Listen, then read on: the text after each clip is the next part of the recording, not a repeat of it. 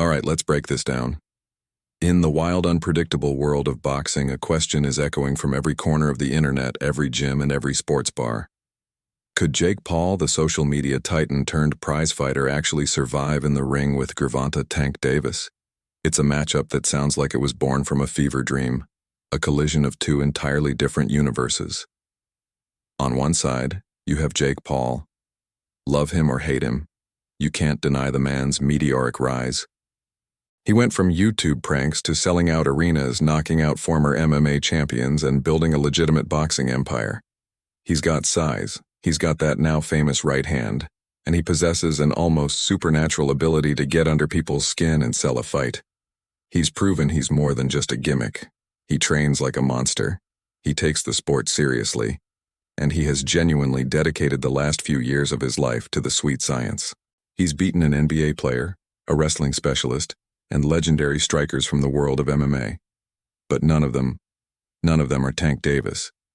And that brings us to the other side of this fantasy equation. Gervonta Davis isn't just a boxer, he's a force of nature. Forged in the tough streets of Baltimore, Tank is a prodigy of the sport, mentored by none other than Floyd Mayweather himself. He is a pound-for-pound wrecking machine, a multi-division world champion with a record that reads like a horror story for his opponents. We're talking about a guy with dynamite in both fists. His power isn't just heavy, it's concussive, fight-ending, and it can come from anywhere at any time. Look at his highlight reel. He doesn't just outbox people, he systematically breaks them down. He has the speed to be a blur, the footwork to create impossible angles, and the kind of killer instinct you just can't teach. When Tank smells blood in the water, the fight is over. He's faced and defeated world-class, battle-hardened boxers his entire career. He lives in a world of timing, precision, and brutal efficiency that is light years away from anything Jake Paul has ever experienced. So, when the pros, the trainers, the legends of the sport are asked about this matchup, the reaction is almost unanimous, and it's chilling. They're not just predicting a loss for Jake Paul, they're expressing genuine concern. You hear guys like Teddy Atlas, one of the most respected minds in boxing history, break it down with brutal honesty. He'll tell you that the power Jake Paul used against guys like Tyron Woodley or Anderson Silva is a different kind of power. It's effective, yes, but it's not the refined, explosive, technically perfect power of an elite professional boxer like Tank. It's the difference between a sledgehammer and a sniper rifle. Both are dangerous, but only one is built for surgical, high-level warfare. The pros will tell you that the speed difference would be staggering. Jake has never seen speed like Tank's. The feints, the head movement, the way Tank closes distance in the blink of an eye. It is something you can prepare for by sparring with journeymen.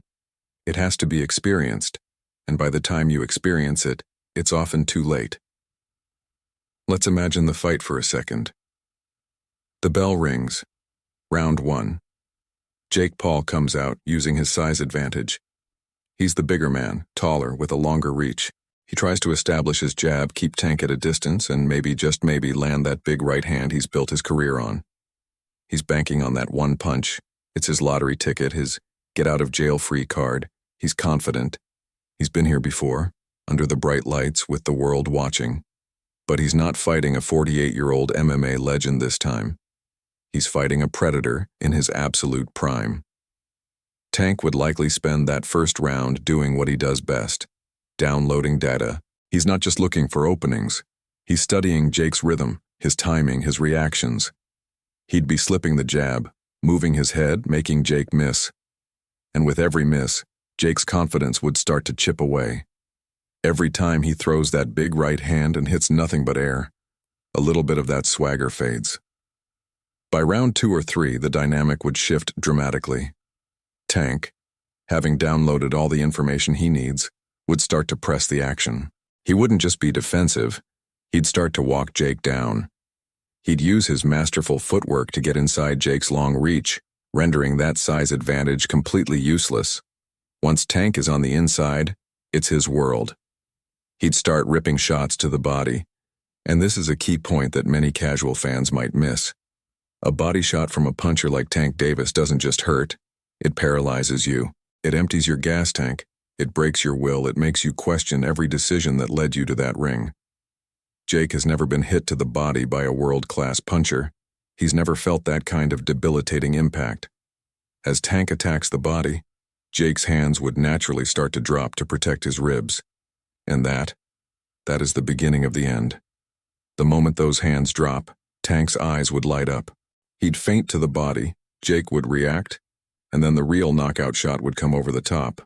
A devastating left hook or a thunderous uppercut that Jake Paul would simply not see coming. The experts all agree, it is not a matter of if Tank would knock Jake out, but when and how. Sean Porter, a former two-time world champion who's been in there with the best, says it wouldn't be competitive. He respects Jake's hustle, but he understands the vast canyon in skill level. He describes it as a different sport altogether. The fundamentals that Jake is still learning are second nature, an unconscious instinct for Tank. What Jake has to think about doing, Tank just does. The timing, the angles, the setups. It's a language that Tank has spoken fluently since he was a child. For Jake, it's a language he's just started to learn. And in a fight, there's no time to translate. This isn't about disrespecting Jake Paul's journey. What he's accomplished is, in its own way, remarkable. He's brought millions of new eyes to boxing. He's shown what dedication and unlimited resources can achieve. He's tougher than anyone ever gave him credit for. But there are levels to this game.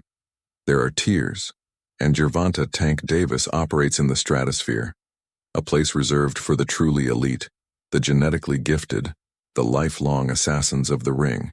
It's a place where fame doesn't matter. Your number of followers can't help you, your pay-per-view numbers can't absorb a punch. In that ring, against a killer like Tank, Jake Paul wouldn't be a superstar. He'd be a target. The pros see it clearly. It wouldn't be a boxing match, it would be a lesson. A brutal, painful, and short lesson in the unforgiving reality of world championship boxing. The dream of the pretender would collide with the reality of the predator, and in that collision only one man is walking out of the fire. And it's the man they call Tank. Thanks for tuning in and exploring this epic what-if with us. It's a wild one to think about for sure. What do you think would happen? Let me know your prediction down in the comments. And if you enjoyed this breakdown, do me a huge favor and hit that like button and subscribe to the channel for more deep dives into the world of combat sports. We appreciate every single one of you. See you in the next one.